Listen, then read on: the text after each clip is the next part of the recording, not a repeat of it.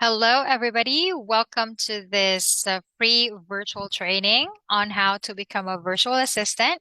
So I just wanted to say thank you so much for giving your free time. Of course, today's weekend, today is Sunday, and everybody's resting, and at least you gave us at least 2 hours, almost 2 hours of your time to join on this free training. And of course, I also wanted to say thank you to Dan, Dan Mayer, the founder and the CEO of Sonic VA and Sonic Analytics. Um, for granting my request to be with us tonight. So this is just a pre-recorded training, guys. The reason I recorded earlier, so for us to at least take note of all your questions during the meeting or during the training. So I would wanted you to type all those questions on the chat here. Just type it in while you're listening to this training so I can answer it on later on. Let's park that for a moment and then we'll answer that together later after this training. So before I dig deep to the lesson for tonight, I just wanted to share something before I start. So let me just share my screen. 1 second. All right. So it is now being shared. Okay. So, oh, sorry. So as you can see, guys, I just wanted to magtatagalog ako, mix of Tagalog and English, for us to, for those beginners, let's pave the way for those beginners who doesn't have any idea or hindi pa masyadong maintindihan kung ano talaga yung klase ng pagiging isang VA or anong type of job yung papasukan nila. So we know that you guys really wanted to jump into this kind of opportunity, but of course you need to remember that being a virtual assistant is not that easy. You may experience a lot of it's actually like working. Let me just check first if this is recorded. Okay. So it is really recorded. So just to make sure. So guys, being a virtual assistant or life as a virtual assistant is not that easy as you may think. So kailangan maging flexible tayo sa lahat ng trabaho. Flexible in hours, flexible in the task. For example, if you are being hired as a data entry specialist, um, expect that you will also be being asked by the client. Hindi naman kayo pipilitan, but you will be asked to do a job like from data entry. You will also do a lead generation, or if you can communicate, like if you have a skill or a knowledge to do customer service or customer support, you will also be asked to do that by the client. So, kung kaya mo naman yung trabahong yun, you can say honestly and politely to the client that, yes, I can do that type of job. And also, we are creative in delivering success. Of course, ano bang role natin as a VA? Siyempre, bibigyan natin si client ng ease sa lahat ng trabaho na kaya nga at tinawag tayong virtual assistant because we are those people who will assist the client to handle the task na hindi na nila muna kailangan gawin kasi they have other important things to do. So we are creative in terms of delivering success to them because we want them to succeed on their path or on their businesses. For example, if you are in sales or you are in marketing, of course we will give them the results. So we are delivering results to the clients apart from the services that we give. So of course you need to be organized. So organize lahat ng mga tasks, lahat ng mga ginagawa natin, from the simplest task that we do, like yung pag-arrange lang ng folders dun sa Gmail account niya, or pag-organize ng oras niya, organize ng oras mo, not just for your client, but for you as well. So a virtual assistant is also an organized, not just flexible, but organized. And then we are also an excellent communicators. In Filipino VAs are excellent communicators. Hindi yan na pagkakaila. So a lot of Americans are also looking for virtual assistants and they're hire of Filipino VAs because we are good to speak in English.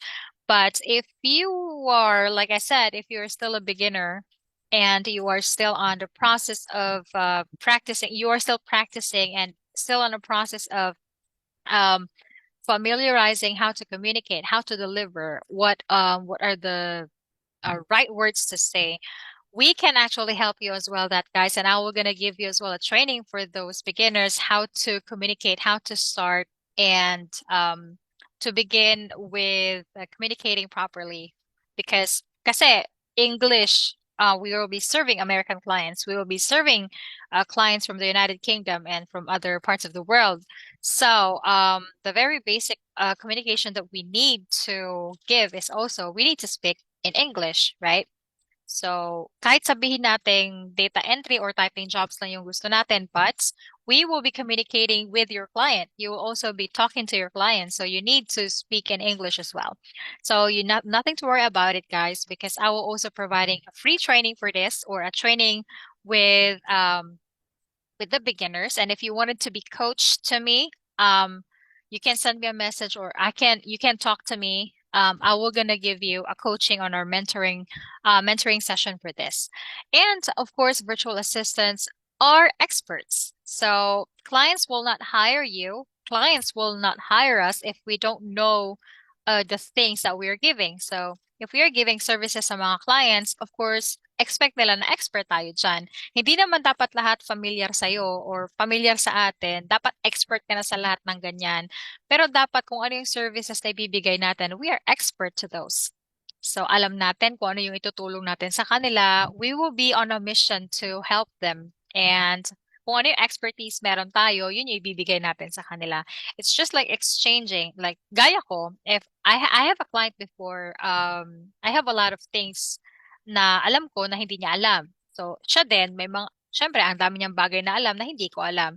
So, we exchange knowledge and I'm open to my client. I'm always and keep asking to him that I don't know this type of things. I don't know this type of process. Hindi ko alam to, hindi ko alam yan. I am honest to my client kasi I am also learning. We both are learning. It's a two-way, like give and take process. So if you want to become a virtual assistant, guys, you need to become a knowledge, not not a hoarder, not me, because I can say to myself that I am a knowledge hoarder, but you will also love, at least you love to learn. Ipakita mo kay client or ipakita nyo kay client na gustong-gusto nyo nung mag-learn. Right? So, apart from that, VA is a multitasker.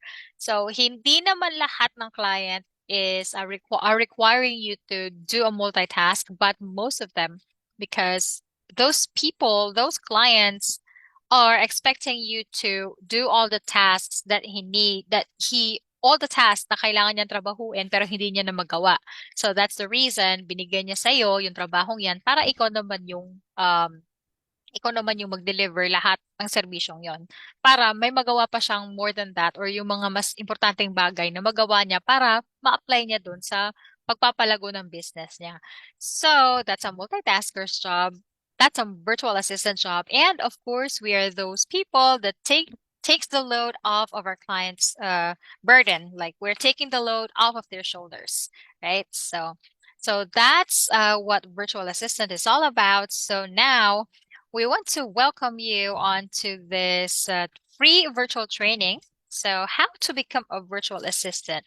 So, let me begin with this slide. So, how to become a virtual assistant, of course, our today's agenda. Of course, we wanted to know you guys. And gusto naming malaman ko taga saan kayo. And do you have experiences with this type of niche? Like kung may mga background na ba kayo sa BPO, you can type that later on here. And steps to becoming a VA, and how to stand out as a beginner, and how to ace your interview and close a job, mamaya yan. Dan will be sharing that to you guys. So let's start. So guys, we want you to type on the chat box we want to let you know kung taga saan kayo. State your name. If you don't have your real name dyan sa Zoom ano nyo, account nyo, you can just state your nickname if uh, ano ba yung gusto yung itawag namin sa inyo. How do you want us to call you and taga saan kayo? Saang location? And may BPO experience ba or may VA experience ba or ano yung current job na meron kayo ngayon? And excuse me, what phase in your career you are in right now? Do you have a job or are you a stay-at-home mom, full-time mom? Are you a student or are you a fresh graduate? What phase? So just type it in the comments. So we want to know who you really are. So let's begin. So, papakilala din ako sa inyo guys, of course. As you know me, for those people who already know me, I know I have a lot of, I have friends and people who are familiar about who I really am are here. So, apart from that, I also wanted to, for those beginners na hindi talaga ako kilalang kilala pa, of course, my name is Teresa. You can call me Tay for short. Tay started, that name Tay actually started sa isang call center company kung saan ako nagtrabaho dati. Um, Mahilig kasi sila magtawag ng ganitong isang tawagan lang, parang isang acronym lang na pangalan because kasi three syllables eh. Acronym, not acronym pala syllables. So, my name, my name kasi has three syllables like Teresa. So, pagod yan sila. Mga tamad silang magsalita ng pangalan ko. So, they come up with the name Tay. So to make it easy, to just call me easily. And parang ginawa nilang screen name ko daw. Tsaka palayaw na lang sa sa phone. So, kaya, ayan, nabuhay si Tay. Nabuhay si Coach Tay.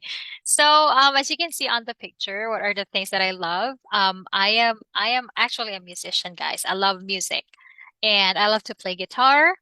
And I traveled in Japan last 2012. And fun facts, it's not fun, but it's actually a tragic fact na nandun ako nung nag-tsunami at nung time na um, lumindol ng malakas sa Japan. But thank God, hindi kami nasama dun sa nabiktima ng tsunami. So, let's, yun yung past na nangyari. So, this is the first LinkedIn account na ginawa ko. So, this is how I started to become a VA and optimizing my accounts as well. So, as you can see now, I am teaching you and I am now being your coach to also share are the things that I learned. And of course, I am a motorcycle enthusiast. I love riding anywhere. So I am also in a motorcycle community. And I love to connect and collaborate with many riders to yung nagpupunta kami kung saan-saan to just do a charity work. So that's me. And apart from that, si Coach Tay, medyo strict kapag nagtuturo at kapag nasa bucket na kita, pag nagtuturo na ako sa'yo, expect that hindi naman kita parang hindi naman ako isang yung parang coach talaga, but I am blunt, I am straightforward, guys. Ayoko yung parang nagtuturo ng hindi talaga kayo natututo or parang hindi nyo nagagrasp, hindi nyo naiintindihan kung ano yung tinuturo ko. So as much as I can, yung mga hindi mo talaga maintindihan, I will keep on asking you. I will keep on diving into many questions hanggang sa mag-grasp mo talaga kung ano yung dapat mong maintindihan. So that's me. Okay, matakot sa akin, hindi ako nangagata. Okay, so let's begin. On how to become a virtual assistant with little to no experience, of course. So this is for all the beginners. Okay, so virtual assistants actually provide vital remote administrative and technical services to companies and clients. So being a virtual assistant is a great career option that offers flexibility, variety, and a work-life balance in a rapidly growing field. So I can tell and I can hindi pa naman agad-agad makukuha mo yung flexibility because as a beginner, mangangapa ka pa talaga. To honestly tell you guys, virtual assistance job or virtual assistance services is a very tough job. Hindi siya yung tinatawag na trabaho na hindi ka naman susweldohan ng malaki kung hindi ka susuong sa mga challenges na ibibigay sa'yo. This type of job is challenging yet nakapagbibigay siya ng benefit sa ating lahat kasi we will be able to learn, we will be able to, parang nakaka-smart-smart, hindi naman nakaka-smart-smart, but nakaka-smart talaga siya. Nakapagbigay siya sa atin ng experiences where we can apply it. Hindi lang, marami siyang benefit na nabibigay talaga guys. So, it offers flexibility like me. Flexible ako sa lahat ng ginagawa ko. I can work in the morning, I can work in the evening, but for most of the time I worked full time when I get a client na full time from ano talaga, starting from 8 p.m. up until in the morning like 6 or 7 nagtatrabaho ako full time. And in the morning I spend also at least 4 hours. Ganyan ako. But ngayon dinahandahan ko na siya. So there. Again, so what do VAs do? Gaya na sinabi ko kanina, yung shinare ko kanina sa picture, so we are flexible, we are helping clients to give results to all the tasks or to give results to their businesses and give them assistance to the task that they want to do. Or para sa lahat ng ayun, sa mga tasks na bibigyan niya. So, of course, while we enjoy the flexibility and independence of the remote freelance work, at the same time, we are those people who monitor and maintain email accounts, including email marketing tasks. So, isa yan sa trabaho ng pagiging VA. So, tayo yung nag-monitor at nagme-maintain ng mga lahat ng email accounts sa clients. So, including email marketing. Yung pag nagsasend tayo ng mga nagma-market, alam mo yung word na in layman's term, nagbebenta o parang ino-offer natin sa mga kliyente ng client natin or yung mga customer ng client natin yung services niya. So, tayo yung mag-handle nun. Tayo mag-oversee. So, answer and initiate phone calls on behalf of clients. So, not all the time or hindi naman lahat ng ganitong klaseng job mag-a-answer tayo ng phone. Some of the clients would not require you to answer phones, lalong-lalo na dun sa mga social media managers, social media marketers, project managers, or ano tawag dyan? Yung hindi related into customer service at hindi related into real estate VA or yung hindi talaga related sa customer support na job. Apart from that. So marami siyang branches. And then etong handle travel arrangements, manage schedules. Ito yung trabaho ng isang executive VA. So executive VAs are those VAs na kunyari si client nagta-travel. Si client pumupunta ng iba't ibang lugar. Yung client mo talaga is ma-travel siya kasi she or he has conference to attend sa ibang lugar. So ikaw yung aatasan niya na okay, call this airline or call this hotel, book me a flight and book me a hotel, parang ganon. So ganyan yung trabaho niya para ma-lessen na yung burden ni client na pagta-travel siya, hindi niya na kailangan mag-book for themselves. So as well, apart from that, we are also providing customer support such as answering question and processing orders. So customer support is hindi lang siya limited into answering phones inbound and outbound. Ano yung inbound and outbound? Inbound meaning yung mga calls na pumapasok. For BPO, for those folks here that has a BPO experience, of course, we are those people who answer calls na pag nasa queue or kung nasa queue na yung call, tayo yung sasagot agad doon. So kung outbound naman, tayo yung sasagot palabas, tayo yung tatawag. So yung inbound, sila yung tumatawag, tayong sasagot. Outbound, tayo yung tatawag palabas sa mga clients.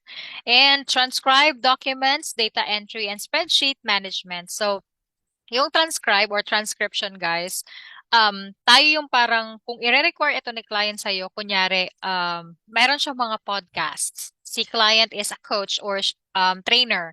Trainer siya or he is a mentor. He is, what else? He is yung parang mga ganyan, yung mga ganyang klaseng type of niche, yung coaches. Pinapatranscribe nila sa atin yung kung ano yung sinasabi nila sa video, like ganito, pag gaya nito, itong ginagawa kong training ngayon, kung gusto kong i-transcribe ito, ipapagawa nila ito sa inyo. Pero nothing to worry guys, meron namang mga tools na gagamitin dito when you do transcribing, yung hindi lang ikaw mismo nagagawa ng pagta-transcribe ng documents. Meron naman tayong AI tool and meron din naman yan before meron yan sa Google. So data entry and spreadsheet management as well. Data entry are those tasks na ginagawa natin like yung parang typing job, yung parang sinasabi ng mga beginners na typing job daw. So that's data entry. So hindi lang dyan limited yung pagiging data entry. Spreadsheet management, meaning alam nyo yung Excel, alam nyo yung mga Google Docs, mga ganyan spreadsheet, we need to understand and familiarize all of those things. If you don't have that experience yet, I know some of the folks here, wala talaga masyadong hindi exposed sa mga ganitong klaseng documents or mga sheets. So, ituturo ko yan, guys, later on sa inyo if you really want to pursue on this type of training. So, apart from that, the range of tasks a virtual assistant might perform is diverse and depends on the needs of the client and the skill set of the assistant. So, sinasabing diverse kasi nakadepende talaga yan sa kung anong kailangan ni client, guys. So, as what I said, hindi lahat ng task na in-applyan mo, hindi lahat ng job opportunity na a-applyan mo, kailangan niya ni client. Pero kung kakailanganin niya, of course, we need to be ready. We need to be prepared. Of course, nasa pagko-communicate talaga natin kay client yan kung paano natin ibibigay yung type of assistance or a type of services na ibibigay natin sa kanila and yung skill set mo din. So, what are the things na trabaho ni VA is organize files, yung sinabi ko kanina. Tayo din magpe-prepare ng reports and presentations, mag-e-edit and mag-proofread para wala tayong makitang mali na kahit at least wrong spelling yung nilagay natin. And then SEO research, if you're familiar with this, para dun sa mga may experience dyan. Ano to si SEO is, this is a search engine optimization. May bibigay akong free video nito guys. Itatype ko yan dyan sa chat. Kasi Tagalog version yon. Para sa mga beginners, this is perfect for you to learn about SEO. Pero kung hindi mo pa talaga mag-grasp ano itong SEO, guys, SEO is actually a help na para mag-boost para malagay sa pinakataas na ranking or high rank, magpupunta sa high rank for example, yung business mo sa pinakataas na bahagi ng search engine. Kung kunyari, if napansin nyo guys na may nagte-trending, yung sobrang trending na kung pangyayari sa social media, try nyo i-type sa Facebook yung for example, yung para sa mga marites, mga marites na mga i-type nyo yan lang specific name kung ano yung trending. I-type nyo siya sa search engine sa itaas ng Facebook, yung parang search bar. Pag ita-type nyo yun, di ba nakikita nyo may lumalabas sa pinaka-top nun, yung result nun, pag i-click nyo enter, yung pinaka-top na result nun, lumalabas siya. So that means yun yung SEO. Yung parang siya yung sa search engine, siya yung top and high ranking. So, para maintindihan nyo to deeply guys. Sorry, deeply guys. Ilalagay ko yung link ng Tagalog version nito dito. He is a YouTuber. Nagfo-follow din ako nun sa kanya before nung nagsa-start pa ako and natutunan naman sa kanya ako natuto. So ayan. So hindi natin pag-uusapan muna yung SEO. So let's move forward. So sa mga bookkeepers na may experience din dyan, bookkeeping, billing, and accounting activities, isa din yan. May ibang clients na nanghihingi lang ng services like bookkeeping and accounting. Pero kung may experience ka talaga dito, guys, this is the very right time na pwede nyo siyang gamitin if you really want to become a virtual assistant and serve American clients. Okay? So, provide customer support. Again, sinabi ko din yan kanina, such as answering question and processing orders. And then manage online social media presence and professional profiles. So, Dito na papasok si pagiging social media manager and social media marketer.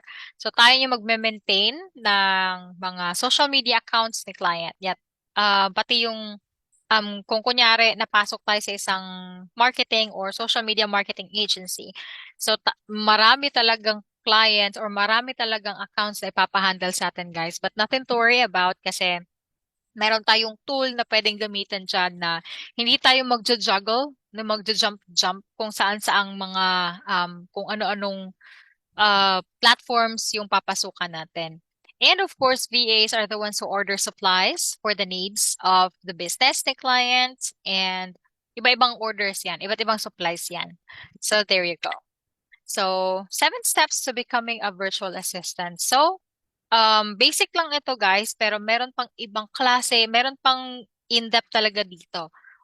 The steps, ito basic steps to, but there are more in-depth about about the steps or sa mga steps na pagiging isang virtual assistant. So, here you go. The number one will be identify your skills. So, ikaw mismo sa sarili mo, lagi kong tinuturo to sa mga beginners natin.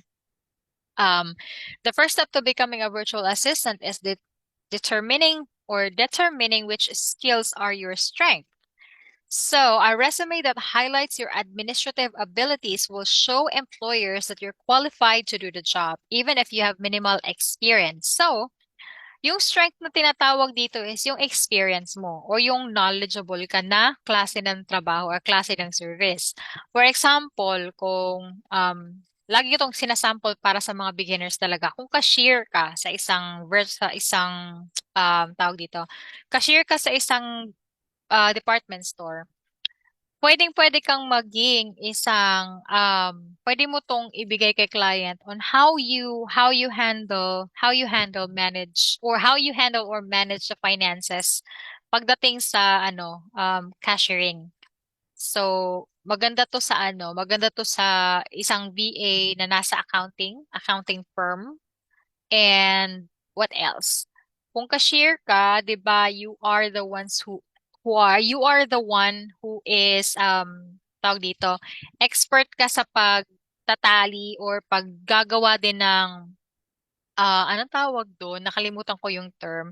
Yung parang inventory, ini-inventory niyo yung not just the money, not just the money pagkatapos sa mga cashier dyan, ako naranasan ko din maging cashier. Nagamit ko tong skill na to dun sa trabaho ko din.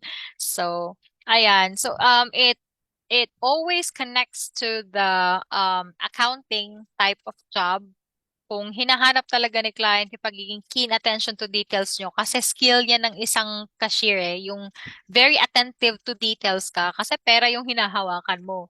So, yun yung strength mo, being a cashier. So, you are very keen and attentive to detail.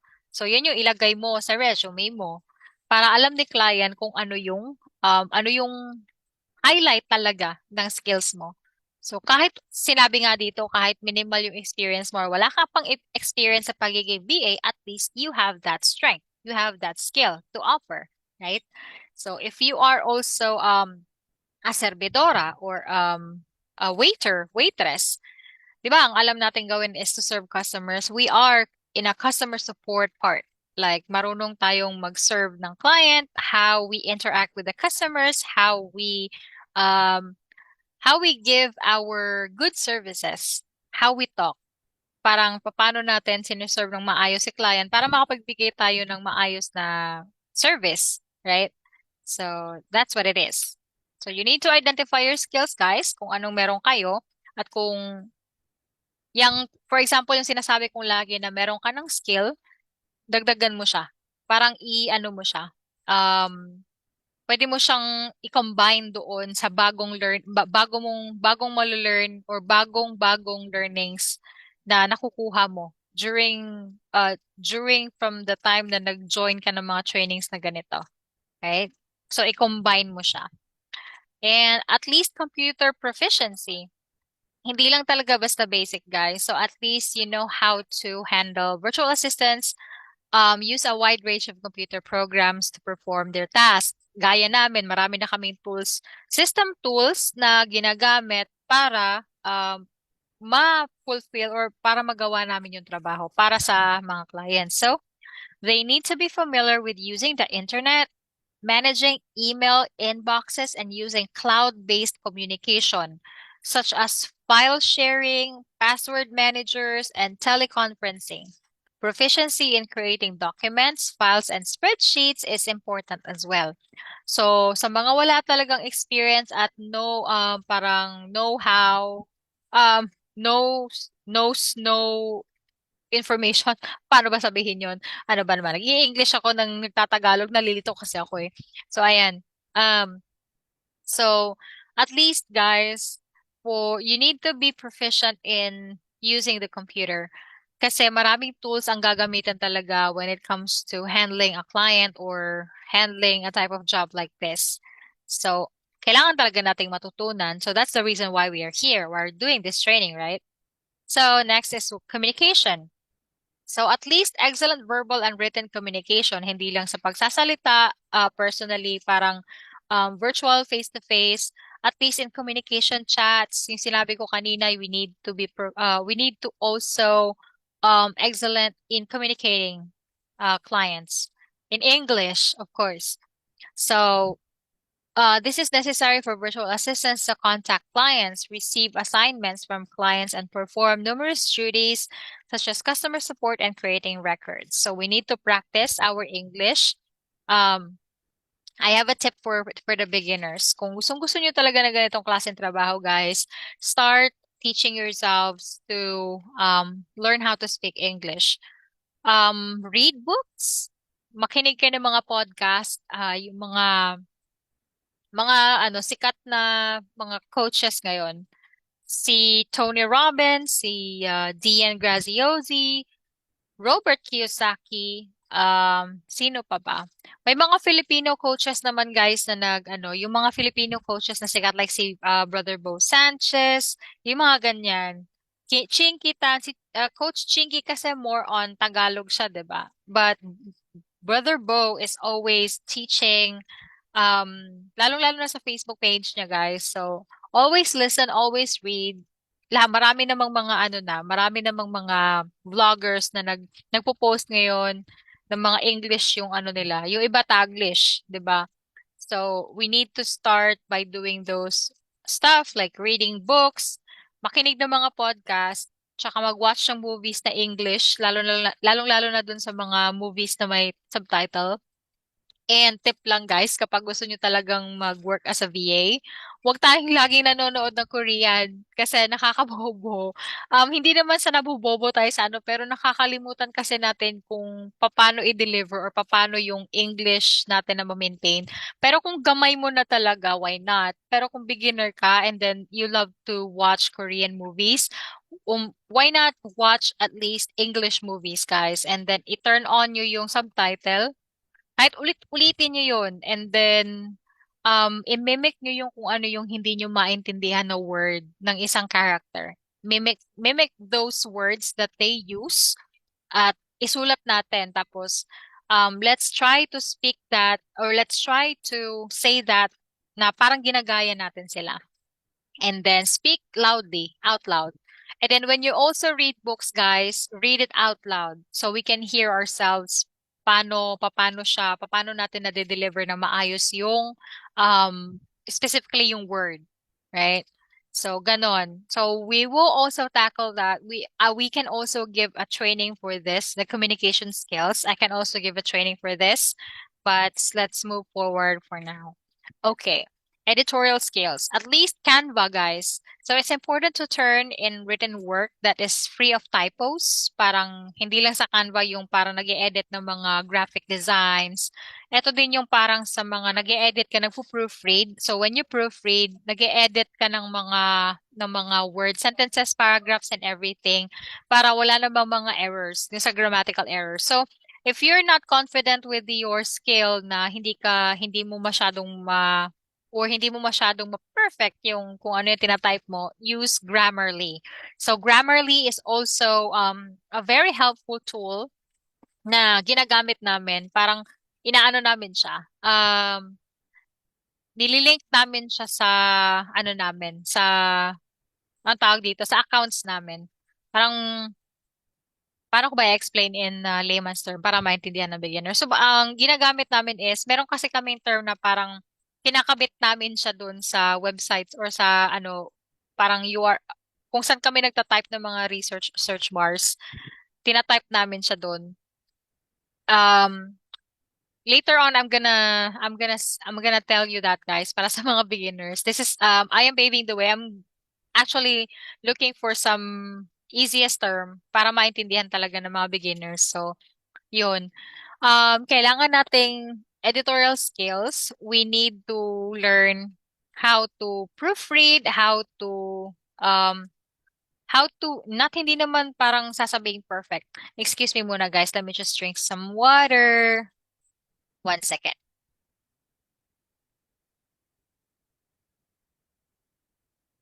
Okay.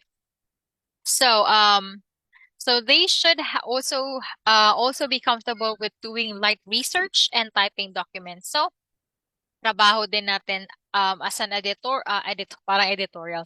Editorial skills also connected dun sa pagta-type natin ng mga document at mga light research. So, ayan. Apart from that, organization and time management. So, gaya na sinabi ko kanina, guys, we need to be organized and kailangan nating i-manage yung oras natin. So, besides helping clients manage their time by overseeing calendars, schedules, and appointments and performing organizational tasks for clients, virtual assistants needs to be adept at organizing their own tasks and managing their own time. So, gaya na sinabi ko kanina, hindi lang pag-organize ng trabaho ni client at pagmamanage ng oras ni client ang ating ginagawa, but also our own time and tasks. I-manage din natin yung oras natin and i-organize. So, as a virtual assistant, you might accept jobs from multiple clients at once and need to perform them all effectively at and on time. Gaya ng isang student ko dito, I don't know if John is here. So, he actually had he actually has four, natanggap siya sa apat na trabaho, but he only accepted two kasi hindi na kaya. So, kaya niyang minanage yung oras niya with these two clients. So, kailangan niyang i-organize talaga lahat at i-manage yung oras niya para dito. So, we need to practice this, how to manage our time and organize our tasks. So, dito kasi define the services you'll offer and your pricing structure. So, eto yung isa din sa mga need nating malaman, guys. Kaya nga nating i-define kung anong klaseng services yung i-offer natin kay client. So, you'll offer your pricing, ang tawag dito, offer, ito, meaning define the services you'll offer. So, hanapin natin kung anong klaseng services yung offer natin kay client and kailangan din nating magbigay ng presyo or presyohan natin si client sa services na ibibigay natin. Kung papayag naman tayo, meron kasing iba-iba, guys. Kasi if you are a virtual assistant na alam mo na kung ano yung value ng services na ibibigay mo, hindi ka na magsasettle doon sa lower price. But if you're a beginner, you can accept jobs like $5 per hour. Maliit na nga yan eh. Malaki-laki na nga yan sa mga beginner, but that's actually a lower price, guys. $5 per hour is a low ball price for the virtual assistants. But I can assure you, $5 per hour is a big amount of salary. It's actually very helpful na sa inyo as a beginner, as a starter. Malaki na din yan, $5. So that's roughly 40,000 or 45,000 pesos per month. Malaki-laki na rin siya. So for this, you can better target potential clients and earn jobs by knowing beforehand what tasks you can and are willing to perform. So besides identifying your services, you should also determine your fees. So kailangan mong tignan kung magkano na yung services na i-offer mo. So some virtual assistants charge hourly, merong daily or weekly rates, while others get paid per tasks completed. So ito yung tinatawag na by project-based, yung sa isang bagsakan na bayad. So, eto yon. And Of course, guys, importante na meron tayong equipment. So, obtain any necessary equipment. So, determining the services you'll offer will also help you determine the kind of equipment you'll need to perform those services. So, some virtual assistants may use only their laptop and cell phone. But depending on the type of work and the number of tasks you accept, so you may need additional computers, monitors, or phones in the future, guys. Kung kunyari marami na talagang Windows na kailangan mong trabahuin, but um kailangan nyo mag-invest ng at least a laptop, noise canceling headset, and an HD camera, guys. Kasi kailangan ito during the meeting. Kung may camera naman na built-in sa laptop nyo, pwedeng-pwede na yon. But most of the clients required HD, like yung 1080p na camera. So, I just wanted to share kasi back then, before I became a VA, wala talaga akong laptop. I don't have any equipments with me. So what I do, kahit nagtatrabaho ako sa call center, guys, or back when I was working as a servidora or waitress, ginagawa ko, pupunta ako sa internet cafe. Doon ako nagtatrabaho kasi wala talagang computer, wala din kami internet connection. So anong gagawin ko? So naghanap ako ng paraan. I also experienced to have data entry job or lead generation. Naging experience ko din yan dati. So after my job, pag out ko sa trabaho ko ng mga 4 a.m. or 5, pumupunta ako ng internet cafe. Hindi para makipag-chat ng mga makipag-chat ng mga foreigner, but I actually finding clients, guys. Yung sinasabi nila na nag-a-affirm hunting daw ako, yes. Nag-a-affirm hunting ako sa trabaho. So I do that type of jobs here. So, some virtual assistants, sorry, dito na pala ako. So, common equipment a virtual assistant may need includes a headset, yung sinabi ko kanina, dedicated di naman kailangan tong landline talaga, and a machine for printing, hindi din kailangan yan. Copying and scanning, parang office setting na to. But no, hindi yan needed. Hindi needed itong mga to. Parang pang office setting na talaga siya, no? So, the most important thing that you need to have is an internet connection. You have to invest laptop or desktop, noise canceling headset, and your camera.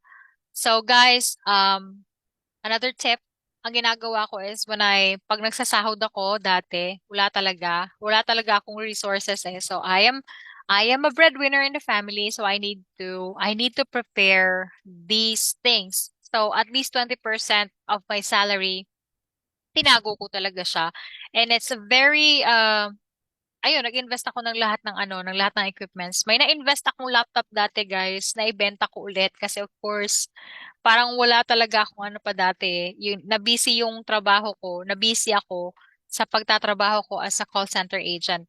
So, yung kung ano mang equipment meron ako dati na ininvest ko, nabenta ko pa din. But luckily, my partner, which is my future hubby, provided me this equipment, like etong laptop. So, sa kanya to. Sa kanya to, investment niya to sa akin. So, ayun. So, yun yung mga equipment na kailangan nating i-prepare. So, at least we need to search for jobs. Ito lagi kong sinasabi to sa mga students ko na when searching for a job, at least we need to begin our career na magtanong-tanong, or yung number one rule ko talaga, guys, if you are one of my student, I want you to ask me always, even though hindi ako nakakapag-reply agad, kasi I want you guys to know what are the strategies and what are the tips that I'm giving, so you will know where to search for a job. Kasi marami diyang naghahanap ng client, marami diyang nag-a-apply ng client, nag-a-apply ng trabaho sa mga clients. Nagja-jump agad sila dun sa trabaho na nakita lang nila malaki yung sweldo. Hindi sila nagtatanong kung anong strategy na gagawin para makuha mo yung trabahong yun. So guys, I don't want to give you a false hope. We are just assuring you that you are on the right track. You are on the right type of the training na matututunan mo talaga kung ano yung mga step by step. So trust the process. It should always be you should be backed up by the people na alam na kung ano yung mga ginagawa at paano nila na-execute yung mga pagre-research ng trabaho. Gaya ng iba na sinasabi nila hindi sila makakuha ng job. Of course, we understand that kasi wala talaga nag-a-assist sa kanila. But we always and always tell our students to utilize us their coach, utilize all the knowledge that we give to them. Kung wala talaga, nahihiya, chat, chat their coaches or chat us directly so we can tell you what you need to do. What are the path na kailangan mong daanan.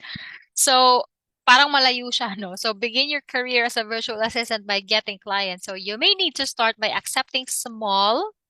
Ito, ina-advise ko to sa mga beginners, guys, na kung gusto mo talagang magkaroon ng experience, yung mga nag-offer ng apprenticeship program na um, they only pay you at least $3 per hour or part-time job or $5 per mas malaki na nga yung $5 eh. Others are giving $2 per hour. That's a lower paying jobs until you build experience and positive reviews. So eto kasi mas maganda kung may mga reviews na agad yung ano nyo, yung portfolio nyo. So you can also refer to a professional network for job openings or search job listings online. So apart from searching jobs, guys, if you have friends, like yung may mga friends kayo na gustong magpagawa ng graphic designs or magpagawa lang ng service like offer them like for free. Parang pang ano mo lang, pang portfolio mo lang. Ako ginawa ko to. Um I I asked my friend, he's not an American client. He's just a Pinoy and he's working in in Metro Securities. Yung parang Metro Bank company. He did paid me. Binayaran niya nga ako, guys, but kasi ang ginawa ko, gumawa ako nung graphic designs para dun sa ano niya, social media postings niya. So, ang ginawa ko is I gave him the design of free designs. Binigyan ko siya ng free design para dun sa ano niya, a logo. So, it's just that. So, ayun, binigyan niya ako ng review. Malaking bagay na sa akin yun. Apart from him paying me at least a very small amount of that service na binigay ko, at least may ano ako, may tawag nito, may review ako, may backup ako na review from him. So ayun, um isa yun sa mga tactics or parang ano strategy na ginagawa ko. Up until now, if I have friends na mga ano, na alam nila na ganito yung mga serbisyo na gagawa ko, I gave free in exchange of like a review. So I give free service for them. So next is build a portfolio. So eto yung essential na gagawin natin is to build a portfolio. So as you gain virtual assistant experience, guys, ask your client for feedback and build a portfolio of customer reviews and examples of your work. So it also connects doon sa sinabi ko kanina na pag gagawa tayo ng portfolio, at least may mga review. May mga review tayong nabibigay para doon sa mga next clients natin, 'di ba? So, kasi mas maganda kung may mga magagandang nasasabi yung ibang client sa inyo, sa mga work na nagagawa nyo. Ako, I accept people who wants to gain knowledge. Kaya nagpapagawa din ako ng apprenticeship program para naman may review ako may bigay sa kanila. So, just to help them give at least parang booster doon sa portfolios nila ba? Kumbaga ganon. So, you need to build a portfolio, guys. May mga strategy din ako kung paano gagawin tong portfolio. But for now, let's continue to the next slide. So, ito, market yourself. So, success as a virtual assistant depends on your ability to sell your services.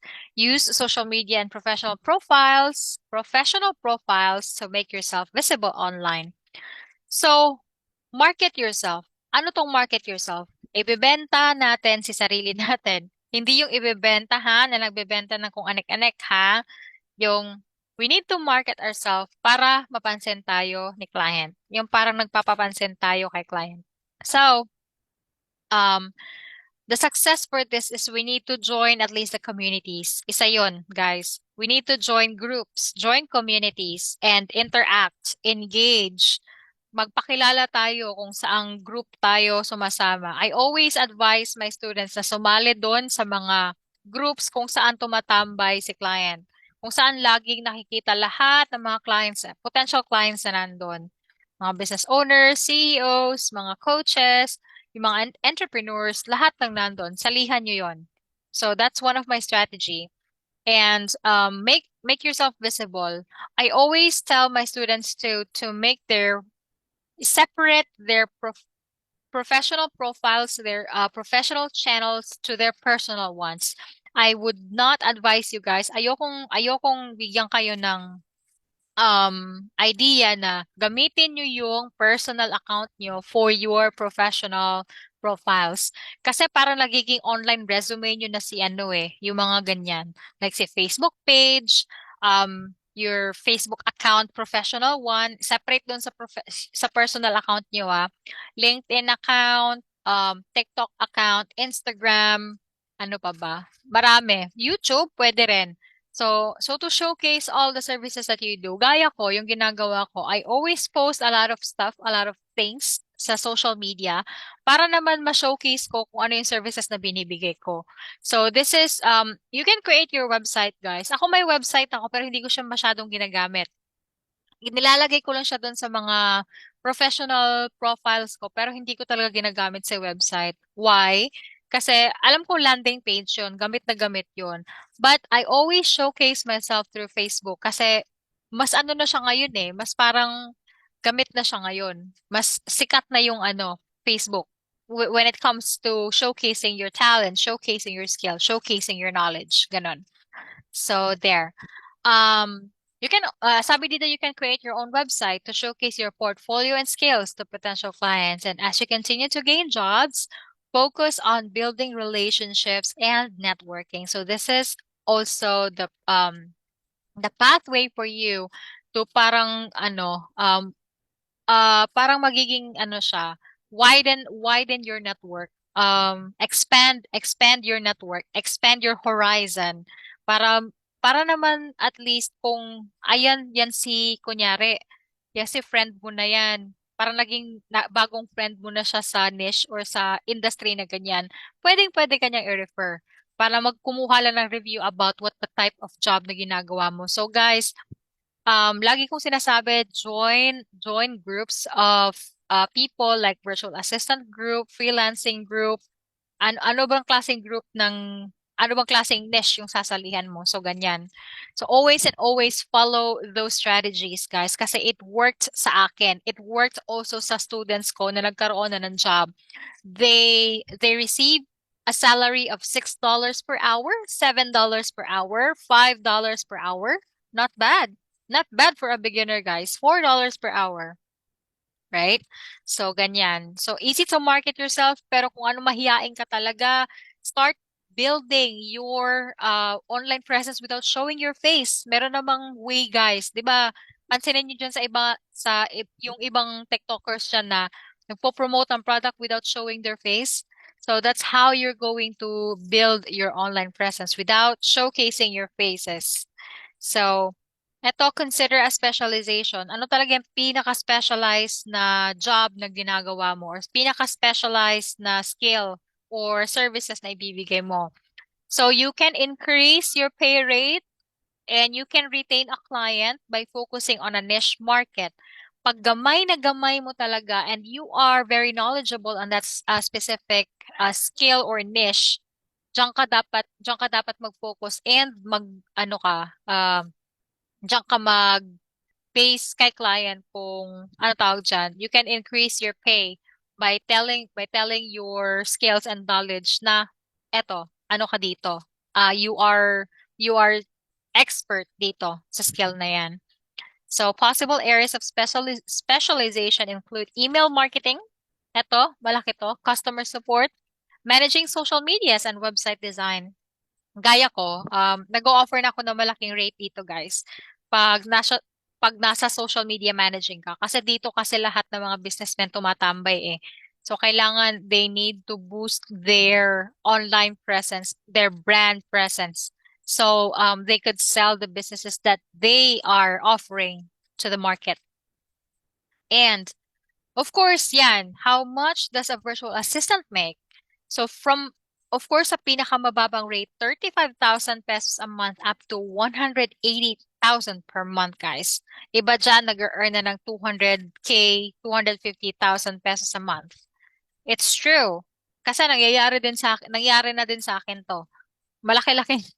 Hindi ko lang i-disclose guys ha, but yes, really it is. Malaki na talaga yung ano niya. Malaki yung rate niya kapag nagtuloy-tuloy na yung trabaho mo sa ganitong services, sa ganitong industry. So, how do you find a virtual assistant job online? So, gaya na sinabi ko kanina, pwede kang, kung gusto mo ng direct approach or direct hire, you can join those groups and directly. May strategy akong ginagawa dyan, guys. If you want help from me, I can do that. I can give that strategy for you.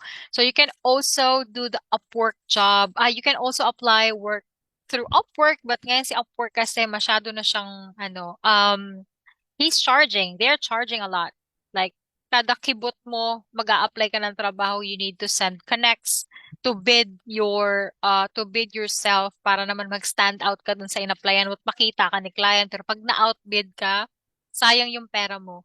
And then if you need to like, ano pa ba, um, magastos si Upwork kasi whenever pag natanggap ka kay client, magcha-charge agad sila ng at least ilang percent, but 10?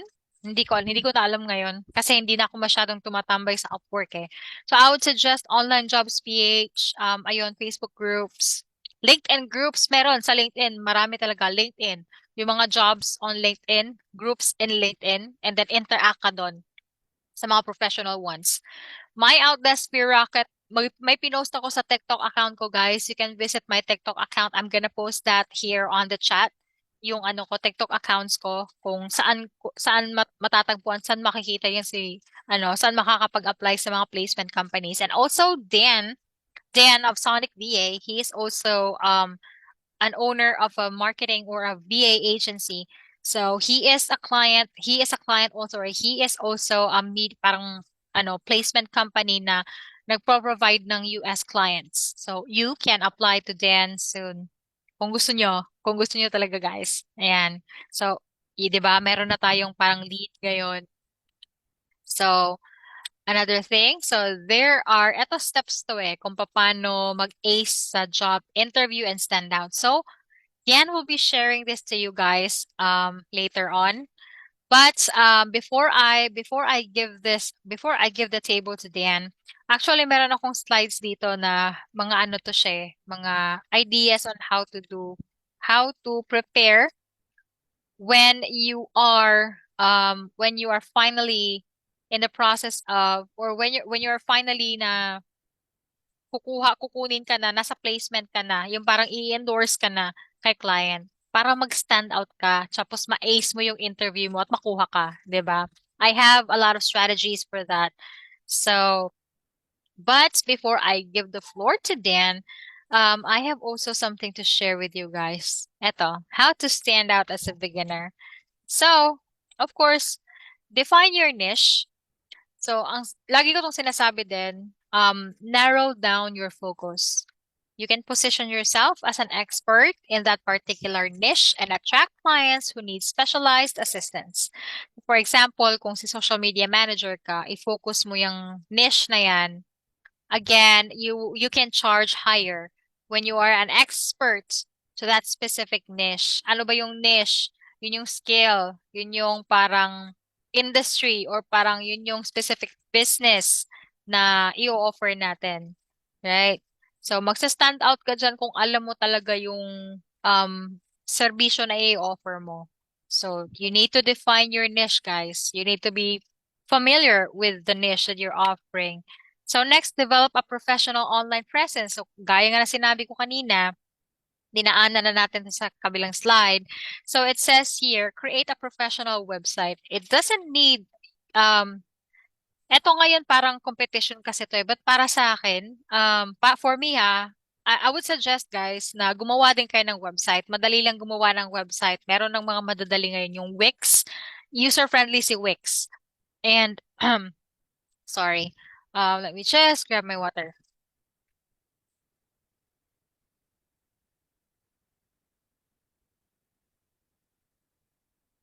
Okay. So, online portfolio, gaya ng sinabi ko, gawa kayo ng online presence, yung Facebook pages nyo, yung LinkedIn account nyo, yung TikTok accounts, yung professional TikTok accounts nyo, or yung Instagram accounts nyo, magsisilbi na yung online portfolio nyo. So, makikita doon ni client na, ito pala yung mga ginagawa niya. You're giving value ba? You are giving value on all the posts that you're doing. So what type of value is that? Ano yung expertise mo? Ano yung parang nagbibigay ka ng how-tos? Nagbibigay ka ng mga how to do this, how to do that, na mga type of jobs o ganyan. No? So leverage social media platforms to build your personal brand and engage with potential clients. Ayan. Okay. So next would be, ayan, highlight your unique skills. Sinabi ko na din yan kanina. I-highlight mo kung ano yung pinaka-unique na skill meron ka. For example, magbibigay na lang ako ng secret ko. Ano ba yung unique skill ko? Um, Mahilig kasi ako mag-research, guys. So, that skill made me skyrocket my, tawag nito, my online presence. So, not just, kaya nga kasi trabaho ko na siya dati, 'di ba? So, after ng trabaho ko sa coffee shop, dumidiretso ako sa internet cafe and I do lead generation. Lead generation kasi is doing a research. So you're looking for clients' information, their demographics, their details, their house address, their phone numbers, their website, and all. So there. So you can emphasize these unique skills in your marketing materials and conversations with clients. So ayan. You can screenshot all of these guys para or copy or at least picturean nyo para may idea naman kayo. And pinost ko naman din ito sa page ko, guys. Doon sa personal page ko, um, personal professional channel ko, yung Facebook page, Teresa Levante na page. Next, continuously improve your skills. So, stay updated with the latest tools, technologies, and trends in virtual assistants. So, always and always talaga na mag-follow dun sa mga experts na virtual assistant, guys. Kasi sila yung nagbibigay ng mga ideas kung ano yung mga bago. Gaya ng paglabas ng AI, di ba? Natatakot yung iba kasi yung artificial intelligence daw, um, parang ma-overpower or masasapawan na si VA. Kasi, ano daw, tawag dyan, parang nag-trending ata ito. But no, it's really not true. Kasi, kakapost ko lang nito eh. Napapabilis pa instead yung trabaho natin kasi nandyan si AI instead of just replacing us virtual assistants from these AI-generated tools. Hindi talaga lahat nabibigay ni AI. But AI is our helper to make us stand out or to make us more efficient sa trabaho natin. So, apart from that, you can take online courses, yung mga paid online courses, yung mga in-depth courses, guys. And attend webinars like these. And you can also join relevant professional communities, like gana sinabi ko, join communities to enhance your skills and knowledge. Yung parang nag-o-observe kayo dun sa Nag-o-observe kayo sa anong ginagawa ng mga tao dun inside. And then you can model them. Don't copy them, but you can model them. Model what they're doing. So by constantly improving and adapting, you position yourself as a valuable asset to your clients. Of course, magiging asset talaga kayo kapag marami na kayong skills na nalalaman. Offer a unique service package. So develop a service package that offers a unique value proposition. So identify pain points or gaps in the market and tailor your services to address those needs. So paghahanap talaga tayo ng pain points. Tayong parang naisip ko tuloy yung parang maghahanap tayo ng sakit. But no, identify natin, guys. Ano yung pain points ng client dahil nagkaroon siya ng problema dun sa business niya. Parang you're turning problems into profit ba? Na nakita mo tong specific problem to sa business niya. So, marunong kang mag-identify or mag-analyze na ano bang naging problema sa business niya? Ano bang kulang sa business niya? So, we need to identify that. Ano ba yung problema ng business niya para doon tayo pumasok kung anong klaseng serbisyong ibibigay natin. So parang ganon. Yung gaya na sinabi na pinost ko sa Facebook groups natin, 'di ba? Be the who to provide the how, right? So tayo yung magiging who na magpo-provide kung paano siya i-execute. Ano yung solusyon sa problema ng mga client natin. So next, network and collaborate. So if you're thinking guys, if 'di ba merong mindset na merong mindset minsan na competition, parang okay lang naman mag-compete as long as it is healthy competition. Oo, okay lang naman as long as it's healthy. But the trend right now is we need to collaborate. Yung parang collaboration, gaya ng ginagawa namin ni Dan. So I collaborated with Dan and asked him to be with me, even though we have the same business that we are doing. So kasi hindi naman kasi nag-e-end lang dyan eh. Hindi pwedeng maraming client guys. I'm telling you, there are billions, there are thousands, there are hundreds, millions of clients all over the world na kailangan ng business natin.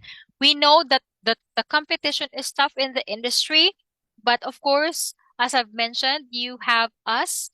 The reason why you have us here, all the strategies na ina-apply namin is nanggaling din sa mga experts ko.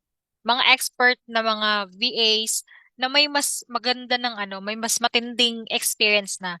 So we are those people na sumunod sa kanila. Sinusundan namin yung yapak nila. Iniiwasan na namin yung kung ano yung mga hindi dapat gawin na ah, yung mga pagkakamaling nagawa nila before, iniwasan na namin yon. Tinuro na nila sa amin kung ano yung mga dapat iwasan para hindi na siya mangyari dun sa atin. And the best thing is if we also experience that type of failure, of course we can adopt that. We can also apply that to ourselves and relay or pass it forward, pay it forward sa iba, 'di ba? So ayan. Excuse me. So again, we need to build relationships with other VAs, um, industry professionals, and potential clients. Attend virtual conferences like these, join online communities, mga groups, and participate in networking events. And collaborating with others can help you gain exposure. So learn from experienced professionals and even receive referrals. And so again, yung gaya ng kanina sinabi ko, seek testimonials and reviews. Kung may mga friends tayo na may business, we can ask them to provide them free at least 1 week. Bigay tayo ng libreng serbisyo. And then pag nagustuhan nila yung ginawa natin, magbibigay sila ng review, 'di ba? So, sasabihin ni friend mo na may business na um, this VA or this person helped me do this and that. So, siya na bahala kung ano sasabihin niya about your business, about the service that you give. Para naman may pang portfolio tayo, 'di ba? So, ayan. So sinabi ko, ask a friend to offer a free service to help them with their business and ask them to provide testimonials and reviews that highlight the value you bring to their business or join apprenticeship programs. So positive reviews can build trust and credibility. At 'di ba, sabi ko nga, pag positive yung review, nagkakaroon ka nagbi-build ng trust at saka yung parang yung reputation mo as a VA, as a service provider tumataas. So making it easier for potential clients to choose you over other beginners, right? So, ayan, yan yung strategy. You need to follow all of these guys. So be proactive and resourceful. So anticipate your kulang ng O.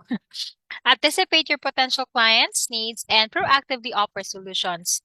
Parang anticipate, i-anticipate mo kay potential client na kailangan niya tong serbisyong to.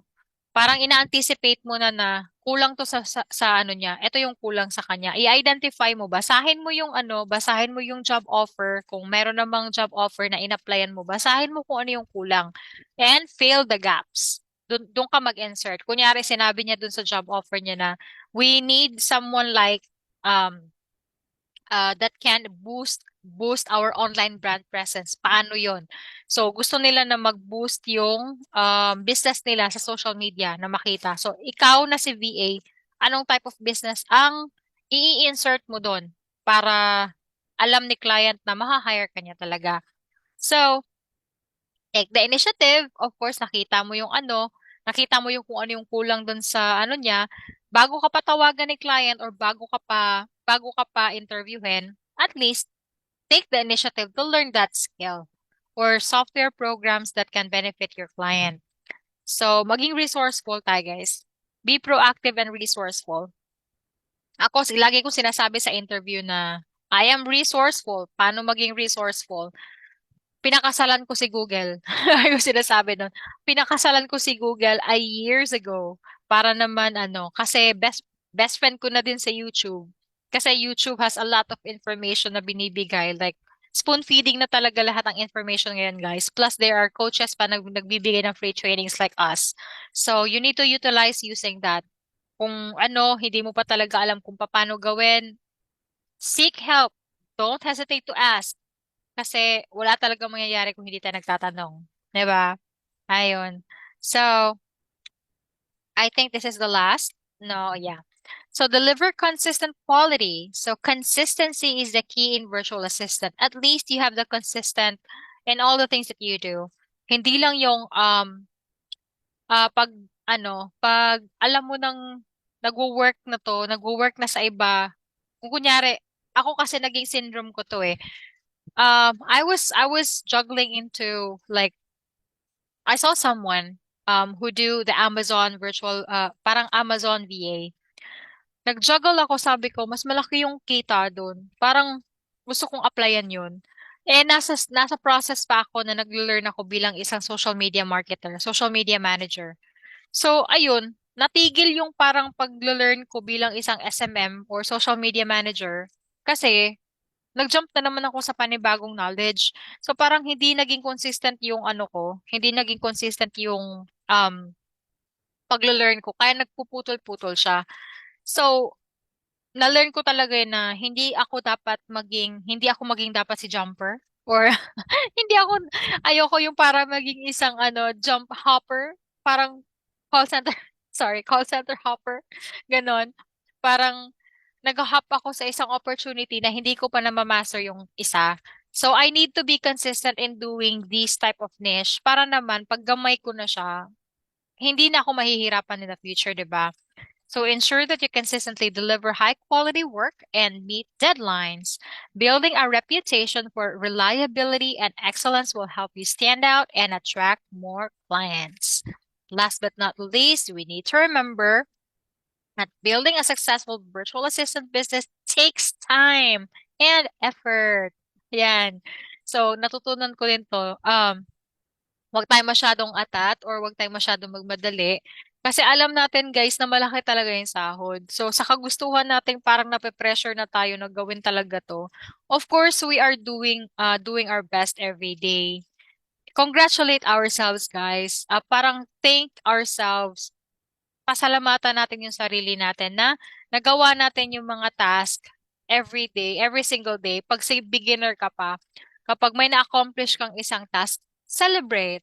Thank yourself. Um, be in a state of gratitude na salamat kasi I thank you self kasi nagawa mo to. Parang dati imposibleng nagawa ko to but now I am now starting myself to engage in this type of business. So hindi lang sa ganitong klaseng hindi lang ako nag-stop, parang hindi ako naging stagnant sa isang lang niche.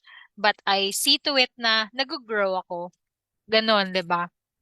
So stay persistent, continuously improve your skills, and maintain a professional and client-centric approach.